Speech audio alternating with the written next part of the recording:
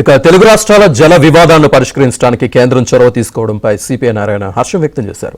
వివాద పరిష్కారానికి ఇద్దరు ముఖ్యమంత్రులు ముందుకు రావడం అభినందనీయమని అన్నారు. అయితే నీటి పంపిణీ గురించి చర్చ జరపకుండా ప్రాజెక్టులపై చర్చ జరిగితే సమస్య మళ్లీ మొదటికి వస్తుందని అన్నారు.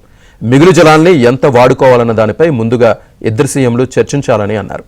నీటి వాటా తేల్చకుండా ప్రాజెక్టులను కట్టుకుంటాం, అనుమతులు తెచ్చుకుంటామంటే సమస్య పరిష్కారం కాదన్నారు. ఆంధ్రప్రదేశ్ తెలంగాణ ముఖ్యమంత్రుల సమావేశం ఢిల్లీలో జరిపించడానికి కేంద్ర ప్రభుత్వం చొరవ తీసుకోవడం శుభసూచకం. తెలంగాణ ఆంధ్ర రాష్ట్రం ఉమ్మడిగా ఉన్నప్పుడు కూడా ఈ సమస్య ఉంది, నదీ జలాల సమస్య. అది కొనసాగుతూనే ఉంది. రెండు రాష్ట్రాలు విడిపోయిన తర్వాత సహజంగా ఏ రాష్ట్రం ఆ రాష్ట్రానికి పట్టుదల వస్తుంది.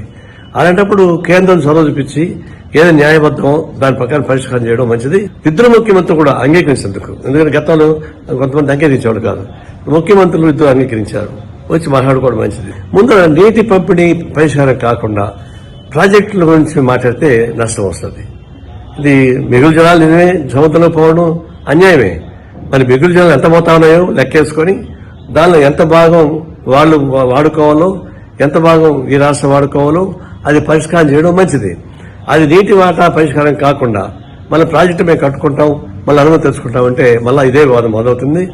మొదట జల వివాదాన్ని పరిష్కారం చేసుకోవాలి.